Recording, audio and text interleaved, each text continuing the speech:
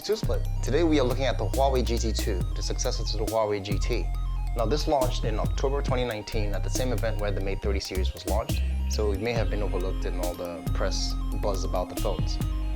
The watch comes in two variants, the 46mm and the 42mm, and it's a pretty neat design. It has a varying number of options from elegant to sport to classic, depending on which size you pick.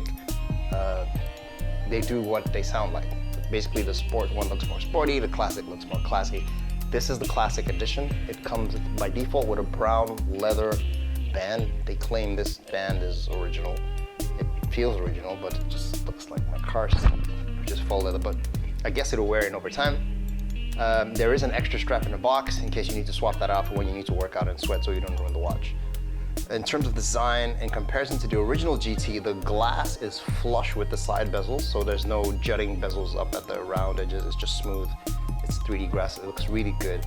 It's a 1.39-inch OLED panel on the top, which gets really bright up to 1,000 nits in bright daylight, so seeing the screen is not a problem. It has two buttons on the right side. The top button by default is the power button. It takes you to your menu screen. The bottom button by default goes straight into your tracking for exercises, and this thing tracks pretty much everything. But you can adjust the settings for the lower button to just go straight to the app you want and just customize it to do that. Underneath, of course, is your optical heart rate scanner and all the regular scanners in there for tracking your heart rate, stress monitor, etc., etc. And the watch supports a 22mm band swap out, a quick swap out bands. So like I said, depending on where you want to go, what you're doing at the time, you can just swap these bands out to match your mood. And in terms of tracking, it tracks pretty well. You choose the exercise you want from the list of exercises in here, and you're good to go. It is water resistance up to 50mm in case you need to jump in the pool and track your swimming, so that works too. Now on the internal side, this is where it starts to shine. This promises you a 2-week battery life, and that's limited to the 46mm version, right? 2 weeks, that's more than any of the flagship devices out there. I don't care if you're Samsung or Apple. This just buries you. However, you put the settings on for the ambient display to stay on. It warns you that this could halve your battery life, but even at that, a week is still far better than the industry best as it is today. Don't get me wrong, those watches do great when it comes to functionality and third-party support, but I think the Huawei totally kicks butt when it comes to battery life. How does it do that? It has a special Kirin A1 chip that optimizes how it manages the battery and Bluetooth connection. And also the OS is a proprietary OS. It's Huawei's Light OS for wearables. Okay, so the experience for the Light OS is not great, in my opinion. It's not as fluid as the typical Android Wear, where the cards are like cards. When you slide them around, they slide around. See, this is sometimes a hit or miss. So see, I'm trying to slide up to get my notifications, and sometimes it just appears, and sometimes it kind of remembers, oh, he's trying to do that, and then it works. And that's for experience. When it comes to third-party support, it's also a bit limited. Certain things work. I tried to fit in a Garmin account, it just wouldn't do it. I don't know if you guys have any luck, let me know in the comments below. Fit my Google account worked, hit or miss. And what else? Yeah, it doesn't, no third-party apps. What you got is what you got, and that's not a lot if you look at the Huawei store. I mean, the Kirin A1 chip is great when it comes to battery life, but I think the whole Huawei experience and ecosystem struggles when it comes to third-party support and multiple apps to run on the watch. I mean, right, you can't even respond to messages on your wrist, even though there is Bluetooth calling here, which is an upgrade from the previous watch. You cannot respond directly on this watch. So if you're used to that on your other watches, this won't be the one for you. This does have 2 gigs of RAM and a 4 gig internal storage in case you want to take music with you when you're working out. GPS is here, so if you do run, it can track you up and down. Also, this watch doesn't charge wirelessly. You have to magnetically click it on to the hockey puck that comes with it, but it is USB-C, so it's convenient. I'm pretty sure most people have a USB-C device lying around somewhere, so that just take the puck with you wherever you're going and you can charge. And keeping in mind, it has that ridiculous 2 weeks battery life. Taking it with you won't be that much of an option in most cases, except you're gone for more than 2 weeks or more than a week plus, of course. In the time we've tested this, in the 5 weeks we've used this for straight, we've had to charge it 3 times. So it's in there on average. Again, like I said, that's more than any other smartwatch I've owned so far, except from the back in the day Pebbles. But we're talking about industry leaders here.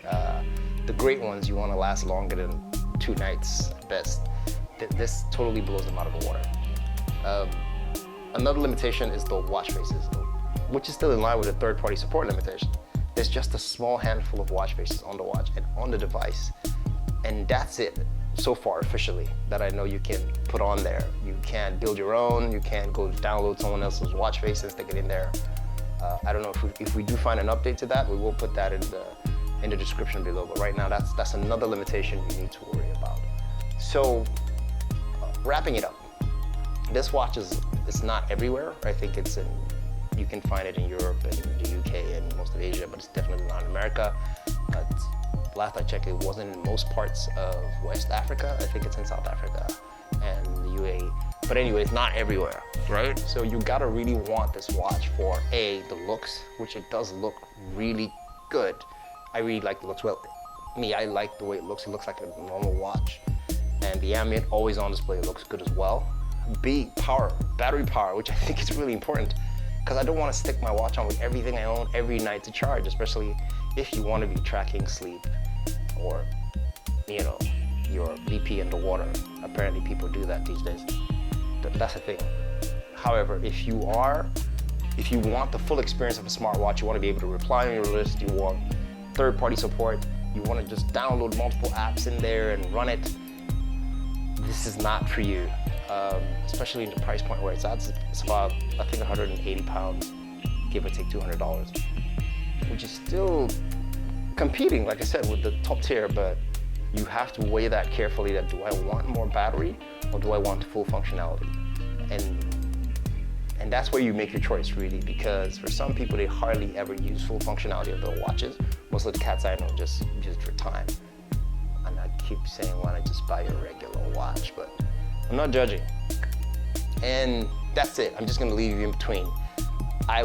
So if you're a tech head, I wouldn't recommend this watch. I'm just gonna keep it simple. If you are an iPhone user, definitely don't even bother buying any watch. Just buy the Apple Series 5 watch. I think that is the best one to date. The rest kind of struggled with one thing here or there, but the Series 5 is really good in my opinion. It's getting there. It's the best on the market. And if you're an Android user, my recommendation would be buy the Galaxy Fit 2, Active 2, forgive me, Galaxy Active 2. That's a really good smartwatch. It's also almost there. Still has some kinks here and there, but does most of the things you'd want a proper smartwatch to do, except great battery life, which this does.